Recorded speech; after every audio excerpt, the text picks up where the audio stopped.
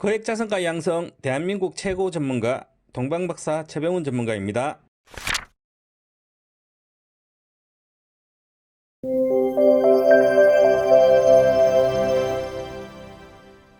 자, 그럼 저희 최병훈 전문가님의 히든카드도 만나보겠습니다. 일단 키워드 어디서 찾을까요? 바닥권 대형주.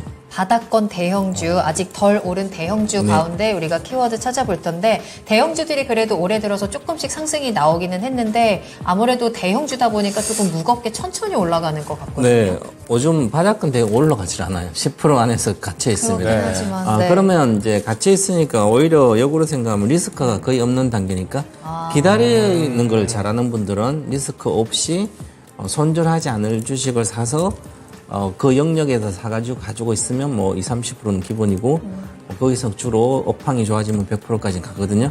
그럼 이게 바로 내가 복리를 실현할 수 있는 유일한 길이지. 네. 만약에 지금 현재 상반기 때 중소형주들이 특히 2차전 양극재라든지 로봇주들이 시세가 폭발했습니다. 저 급등하고 나서 내려와서 이제 하락의 이파 조정인지 아니면 다시 오파가 나오는지는 정확히 알 수는 없다면 내려오니까 거기서 샀을 때는 리스크가 온이 된 상태이기 때문에 손절을 할 수밖에 없거든요. 그럼 뭐 1, 2년 기다릴 수도 없고 네. 실제로는 만약 양극재가 25년 앞으로 10년이 좋아진다 그러면 2년 동안 예를 들어서 안 가게 되면 계속 기다리다가 결국 지쳐 서리되면 그때 올라가긴 경우가 많거든요. 그러면 이 중소형주 그런 그래서 현재 리스크가 아주 큰 단계에서 리스크가 적은 주식은 지금 바닥권에 있는 대형주다. 그 중에서 업황이 아직은 개선되지 확실하지 않는 그런데 지금 전반적인 어떤 시장은 물가가 좀 둔화되고 있고 내려가고 있는 상태고요. 실적도 좀 둔화가 하긴 됐습니다. 그럼 여기 아주 당분간 지속될 걸로 보입니다. 그러면 바닥권에 있는 주식이 당분간은 크게 급등을 하지 못한다는 얘기죠. 하지만 이제 업황이라든지 실적 이런 게 악재들이 이미 주가에 반영이 다 돼서 더 이상 빠지지 않는 영역에 있기 때문에 그러면 이렇게 기반영된 대형주들은 주가 하락의 제한적이라는 거죠. 이럴 때 항상 미래가 조금 나아지고 좋아진다고 생각하는데 주식이 안 가니까 전부 다 관심이 없습니다. 그러면 이럴 때 항상 물 밑에서 있는 주식을 미래가 개선되고 좋아지고 이제 바닥을 통과했다면 물 밑에 있는 주식을 사놓으면 늘 수익이 나거든요. 이것도 집중 투자를 해도 되는 그런 구간들에 놓여 있는 게 이 바닥의 대형주고요. 주로 이제 5월달 전에 5월까지 중소형주가 급등하고 지금까지 제가 보니까 급등했을 경우에는 6월에는 오히려 추세 더 하락을 하는 경우가 많아요.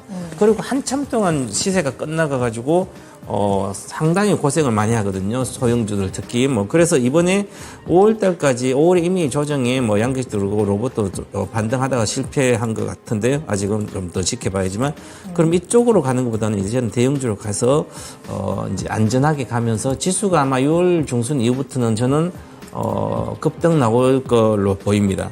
그러면 이 바닥에 있는 대형주도 매기가 더 가거든요. 그래서 이제 반도체가 어느 정도를 대형주가 두 개만 가고 있는데 네. 6월 하순부터는 좀 더 전체적으로 확산이 되지 않을까. 그래서 미리 지금 업황이 다 악재가 반영된 주식을 바닥에 있는 주식을 사면 좋지 않을까 그런 측면입니다. 알겠습니다. 바닥을 딛고 반등을 준비하고 있는 대형주들 또 이런 악재를 이미 다 소화한 종목들 어떤 종목이 있는지 찾아보겠습니다. 그럼 먼저 후보 종목부터 만나보시죠. 6가지 후보 종목 히든카드 바로 뒤집어 보겠습니다.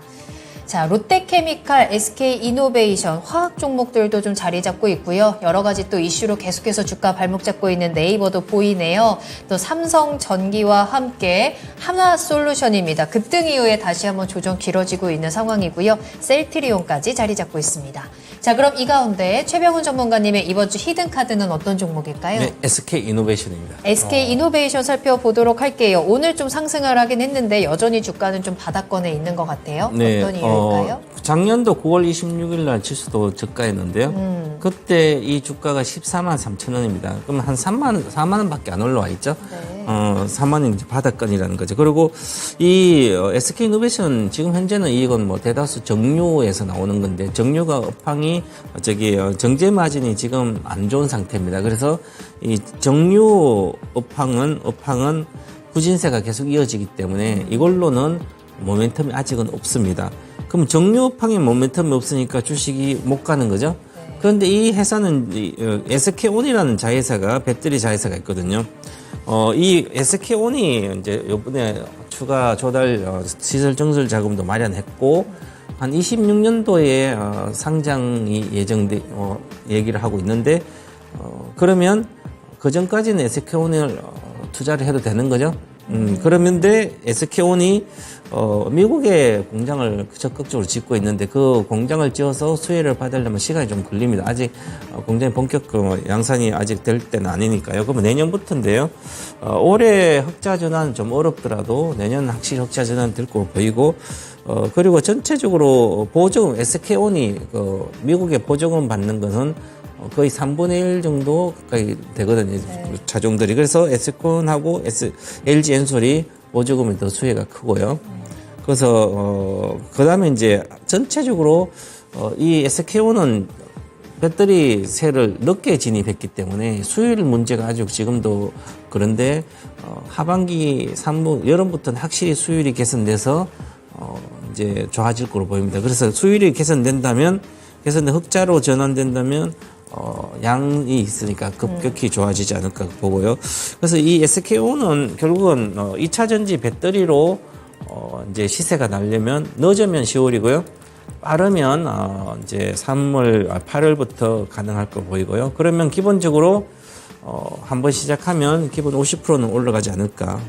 그 1년 정도 보면 네. 50% 정도 수익률은 충분히 나올 수 있는 주식이고 리스크 없는 단계에서 50% 먹는 것은 아주 큰 거죠. 그래서 리스크가 많은 데서 50% 먹는 걸 손절을 해야 되니까 잘못되면. 그래서 이건 지금 손절할 수 있는 영역은 아니기 때문에 지금 정도 여유가 있는 분들은 길게 보고 네. 해놔도 되지 않을까 보여집니다. 좋습니다. 그럼 정유 업황의 부진을 SK온이 좀 보완해주고 있고 앞으로 더 좋아질 것으로 기대가 됩니다. 길게 봅시다. 그러면 투자 전략 어떻게 짤까요? 매수가는 이제 18만 원인데요. 네. 목표가는 23만 원 정도 드리겠고요. 그 다음에 손절가는 17만 원인데, 즉 매수가는 항상 이제 매수가에서 손절가 그 사이에서 분할로 사든지 하시면 되거든요. 그러면 목표가는 23만 원, 실제로 한 28만 원까지는 시세가 분출하기 시작하면 쉽게 날 수가 있어요. 그런데 네. 일단은 단기적인 올해 목표가인 정상적인 실적을 감안했을 목표가는 23만 원 정도입니다. 네. 알겠습니다. 오늘 18만 5천 원 정도에서 거래 마쳤거든요. 이 매수가 18만 원과 목표가 23만 원 그 사이에서 분할 매수하시면서 차근차근 수익을 쌓아 나가시면 되겠습니다.